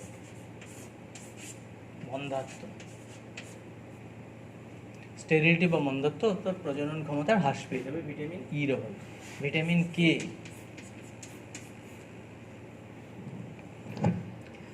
আমি কি ভিটামিন ডিতে মনে হয় অস্টিওমেলাসিয়া লিখেছিলাম না? ওটা কেরাটোম্যালেশিয়া হবে, একটু কারেকশান করে নিও। ভিটামিন ডি এর ক্ষেত্রে কেরাটোম্যালেশিয়া, আর ভিটামিন ডি এর ক্ষেত্রে অভাবে হবে অস্টিওমেলাসিয়া। ভিটামিন ডি এর অভাবে বড়দের অস্টিওমেলাসিয়া আর ছোটদের রিকেট। আর ভিটামিন এর ক্ষেত্রে যেটা, সেটা কেরাটোম্যালেশিয়া, অস্টিও নয়।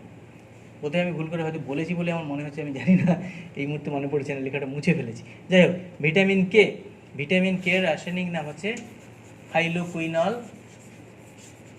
কুইনান। আর এর উৎস হিসেবেও আমরা ওই আলফালফা শাক কিংবা ক্যাবেজ বা বাঁধাকপি, ফুলকপি, শীতকালীন যত রকম শাক, তাতে ভিটামিন ই এবং ভিটামিন কে যথেষ্ট পরিমাণে রয়েছে। তাছাড়া এখানেও লিভার, বিভিন্ন প্রাণীর লিভার বা যকৃৎ, সেখান থেকেও পাবো। তাছাড়া মাছ, মাংস, ডিম, দুধ থেকেও আমরা পাবো। এর মূল কাজ হচ্ছে আমাদের শরীরে যখন কোথাও কেটে যায়, রক্ততঞ্চন হয়, সেই রক্ততঞ্চনের জন্য দরকার হয় একটা উপাদান প্রথ্রম্বিন। যকৃতে ভিটামিন কে এই প্রথম্বিন তৈরিতে গুরুত্বপূর্ণ ভূমিকা পালন করছে। প্রথম্বিন তৈরি না হলে আমাদের রক্ততঞ্চন পদ্ধতি বিঘ্নিত হয়। তাহলে প্রথম্বিন উৎপাদন, এটা ভিটামিন কে এর একটা গুরুত্বপূর্ণ কাজ। তারপর পেশির কার্যকারিতা নিয়ন্ত্রণ, সেটাও ভিটামিন কে এর একটা গুরুত্বপূর্ণ কাজের মধ্যে রয়েছে। যাই হোক, প্রথম্বিনটাকে আমরা সবচেয়ে বেশি গুরুত্ব দেবো। তাহলে ভিটামিন কে এর অভাব যখন হবে, তখন রক্ততঞ্চনে বিঘ্ন দেখা দেবে, অর্থাৎ রক্ততঞ্চন হবে না, হেমারেজ হবে। সেই জন্য এর অভাবে যেটা হবে সেটা হচ্ছে হেমারেজ বা রক্তক্ষরণ। কোথাও কেটে গেলে রক্তক্ষরণ হতেই থাকবে, সহজে রক্ত জমাট বাঁধবে না, ফলে দেহ থেকে অনেক রক্তের অপচয় হবে। সেই জন্য ভিটামিন কে বলা হবে অ্যান্টি হেমারেজিক ভিটামিন। যেমন ভিটামিন ই কে স্টেরিলিটি এর অভাবে হয়, সেজন্য অ্যান্টি স্টেরিলিটি ভিটামিন, তেমনি ভিটামিন কে বলা হবে অ্যান্টি হেমারেজিক ভিটামিন, মানে যে কাজটা করছে তার ঠিক অ্যান্টি হিসেবে। কে। এবার আসবো vitamin C. Vitamin C ascorbic acid, এটাই একমাত্র অ্যাসিডিক ভিটামিন, অ্যাসকর্বিক অ্যাসিড। আর এর উৎস তো জানোই, যত টক জাতীয় খাবার রয়েছে তাতে রয়েছে, মানে সমস্ত রকমের লেবু, কমলা লেবু, পাতিলেবু, বাতাবি লেবু, সব লেবুতে তো রয়েছে। আর সবচেয়ে বেশি পরিমাণে পাওয়া যায় আমলকিতে প্রচুর পরিমাণে রয়েছে। সজনে শাক ভিটামিন সির ভালো উৎস, পেয়ারা ভিটামিন সির ভালো উৎস। কাজ, ভিটামিন সি মাড়ির স্বাভাবিক গঠন বজায় রাখতে সাহায্য করে ভিটামিন সি।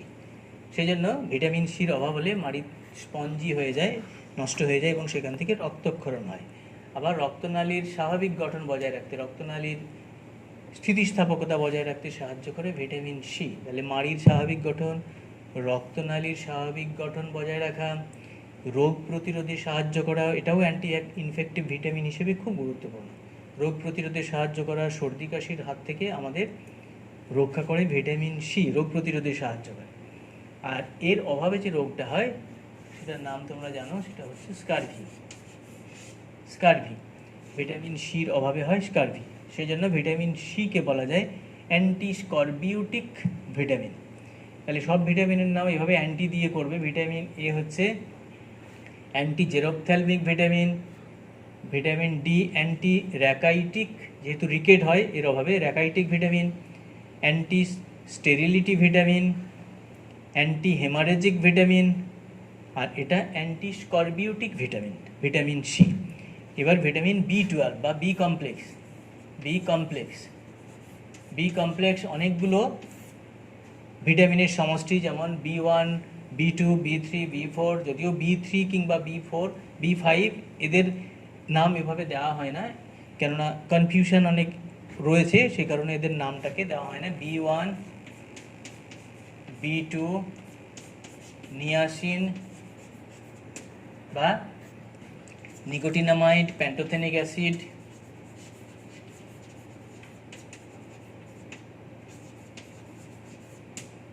অ্যাসিড, ভিটামিন বি12 বা সায়ানোকোবালামিন,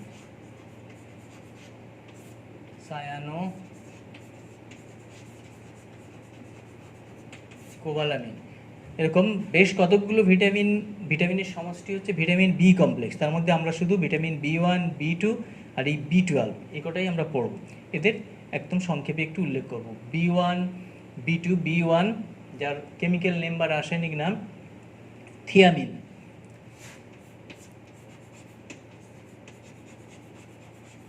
বি2 রাইবোফ্লেভিন,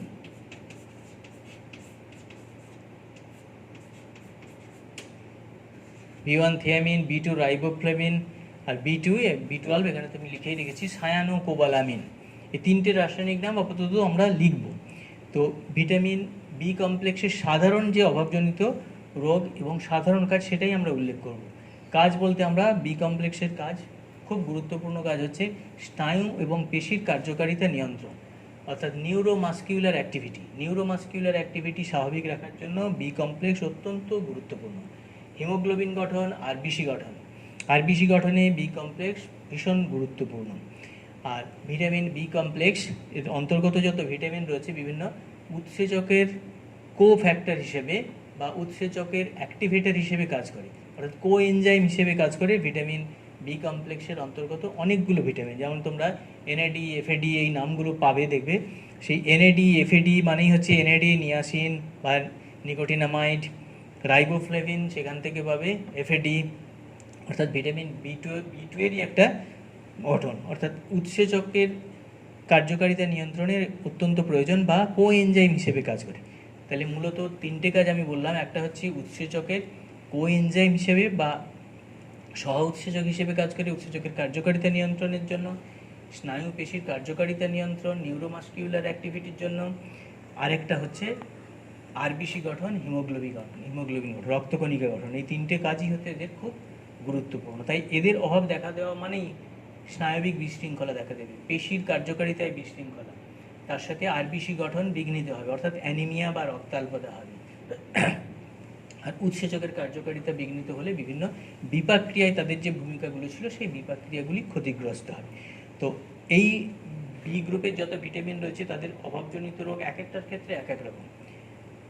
যেমন বি1 ক্ষেত্রে জানো হয়তো বি1 অভাবজনিত লক্ষণ বেরিবেরি। এই বেরিবেরি রোগটা হচ্ছে বি1 অভাবে। বি2 অভাবে বেশ কতগুলো হয়। ঠোঁটের কোণে ঘা যেটা হয়ে যায় সেটা বি2 অভাবে হয়। Glossitis, stomatitis, cheilosis. Glossitis, stomatitis, cheilosis B two অভাবে, রাইবোফ্লেভিনের অভাবে হবে। নিয়াসিন, যেটাকে কেউ ভিটামিন বি3, কেউ ভিটামিন বি5 হিসেবে বলে থাকেন, সেই জন্য এটা কিন্তু বি3, বি5 হিসেবে না উল্লেখ করেই যুক্তিযুক্ত। নিয়াসিন এর অভাবে যে কতগুলো রোগ হয় সেগুলোকে 3D ডিজিজ বলা হয়।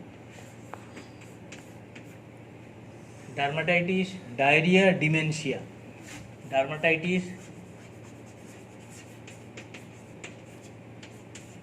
ডিমেনশিয়া, আরেকটা হচ্ছে ডায়রিয়া। ডার্মাটাইটিস, ডিমেনশিয়া, ডায়রিয়া তিনটে হচ্ছে বলে এটাকে এর অভাবে এটাকে 3D ডিজিজ বলা হচ্ছে।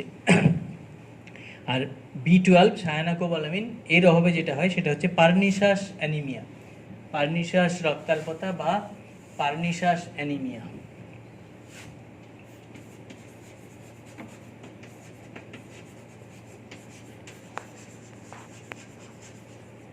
পারনিশাস অ্যানিমিয়া ভিটামিন B12 বা সায়ানোকোবালামিনের অভাবেই হয়।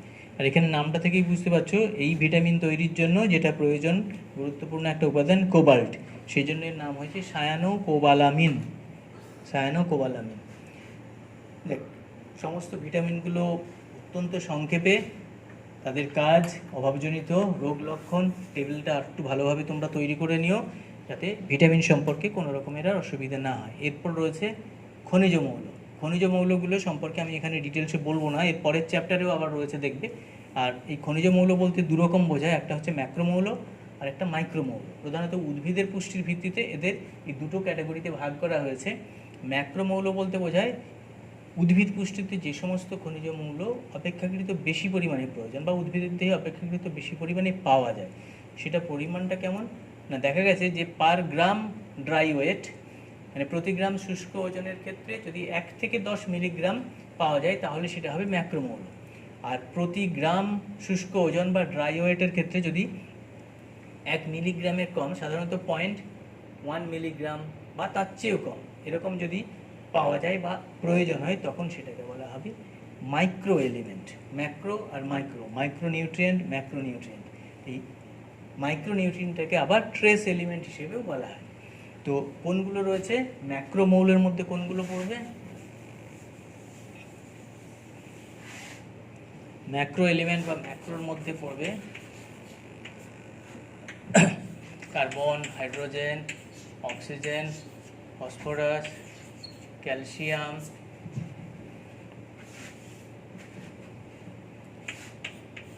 Nitrogen, potassium, magnesium. 1 2 3 4 5 6 7 8 আর সালফার। এই 9টা হচ্ছে ম্যাক্রো এলিমেন্টের মধ্যে পড়বে। Carbon, hydrogen, oxygen, phosphorus, calcium, nitrogen, potassium, magnesium আর সালফার। আর মাইক্রো এলিমেন্টের মধ্যে অনেকগুলো রয়েছে, আমরা কয়েকটা মাত্র পড়ে নেব। যেমন ধরো zinc, manganese, copper, iron, iodine, এরা মাইক্রো এলিমেন্ট। তো এই প্রত্যেকটা মৌলের কাজ এবং তার অভাবে কি হয় এটা বইয়ের টেবিল থেকে একটু করে নাও। এতগুলো আর এখন আমি আলাদা করে পড়াচ্ছি না। কতগুলো ইম্পর্টেন্ট বলে নিই, যেমন কার্বন, হাইড্রোজেন, অক্সিজেন, নাইট্রোজেন, যত জৈব যৌগ রয়েছে, বিশেষ করে কার্বন, হাইড্রোজেন, অক্সিজেন মানেই সমস্ত জৈব যৌগের মূল গঠনগত উপাদান। সেটা carbohydrate, protein, fat, vitamin, hormone যাই হোক না কেন তাদের গঠনে আমরা এদের পাবো। আর প্রোটিন হয়ে গেলেই নাইট্রোজেন পাবো। ফসফরাস, ক্যালসিয়াম মানেই এসে যাবে বোন, টিথ। আর তার সাথে সাথে ক্যালসিয়াম আসবে পেশির কার্যকারিতা নিয়ন্ত্রণ, রক্ত তঞ্চন। আর ফসফরাসের আরেকটা কাজের দিক থেকে পেয়ে যাবে ডিএনএ গঠন, এটিপি গঠন। আর পটাশিয়াম, ম্যাগনেসিয়াম, ম্যাগনেসিয়াম যেমন উদ্ভিদের ক্ষেত্রে ক্লোরোফিল গঠনে পাবে, আমাদের ক্ষেত্রে পেশি সংকোচন প্রসারণ লাগবে, হাড় কিংবা দাঁত তৈরির ক্ষেত্রে উপাদান হিসেবে লাগবে। আর সালফার মূলত সালফার গঠিত যে প্রোটিন, সালফারযুক্ত যে প্রোটিনের ক্ষেত্রে আমরা বলেছিলাম মূল উপাদান হবে কার্বন, হাইড্রোজেন, অক্সিজেন, নাইট্রোজেন। কোনো কোনো প্রোটিনের ক্ষেত্রে আবার সালফার এবং ফসফরাসও থাকে। তাহলে সেই সমস্ত প্রোটিন সালফারযুক্ত প্রোটিন। আর যে সালফারযুক্ত অ্যামিনো অ্যাসিড দিয়ে তৈরি হয় বা ফসফরাসযুক্ত, তাদের ক্ষেত্রে সালফারও লাগবে আবার ফসফরাসও লাগবে ওই অ্যামিনো অ্যাসিডগুলো তৈরির জন্য। আর পটাশিয়াম আয়ন, আর এইদিকে এখানে সোডিয়ামও থাকবে। এই সোডিয়াম পটাশিয়াম মানেই স্নায়ুস্পন্দন, নার্ভ ইম্পালস প্রোপাগেশন। স্নায়ুস্পন্দন পরিবহনের ক্ষেত্রে সোডিয়াম পটাশিয়াম অবশ্যই প্রয়োজন। অর্থাৎ আমাদের যে অনুভূতি স্নায়ুর মাধ্যমে যাচ্ছে, সেই স্নায়ুস্পন্দন প্রবাহিত হওয়ার ক্ষেত্রে সোডিয়াম পটাশিয়ামের এক্সচেঞ্জ হয়। তাহলে স্নায়ুস্পন্দন পরিবহনের গুরুত্বপূর্ণ ভূমিকা রয়েছে। আর sodium potassium, ion balance, pH balance, আমাদের যে দেহ তরল বা বডি ফ্লুইড কিংবা ব্লাড তাদের পিএইচ ব্যালেন্সের জন্য, আয়ন ব্যালেন্সের জন্য দরকার। এর সাথে আরেকটা যোগ করবে যেমন ক্লোরাইড আয়ন, এও আয়ন ব্যালেন্সের জন্য যথেষ্ট গুরুত্বপূর্ণ। আর জিঙ্ক, ম্যাঙ্গানিজ, কপার কিংবা আয়রন, আয়রনের তো একটা ভালো কাজ তোমরা জানোই যে হিমোগ্লোবিন গঠন, আরবিসি গঠন। আর আয়োডিন থাইরয়েড গ্রন্থির বৃদ্ধি, থাইরক্সিন হরমোন উৎপাদন। কপার কিংবা আয়রন এই দুটো আবার বেশ কিছু উৎসেচকের কার্যকারিতার জন্য লাগে, বিশেষ করে সাইটোক্রোম। শ্বসন চ্যাপ্টার যখন পড়বে তখন দেখবে ইলেকট্রন ট্রান্সপোর্ট চেন, সেখানে সাইটোক্রোম যৌগ রয়েছে। তো সেই সাইটোক্রোম উৎসেচক যেগুলো রয়েছে তাদের কার্যকারিতার জন্য আয়রন এবং কপার প্রয়োজন। জিঙ্ক, ম্যাঙ্গানিজ যেগুলো উৎসেচকের কো ফ্যাক্টর হিসেবে কাজ করে।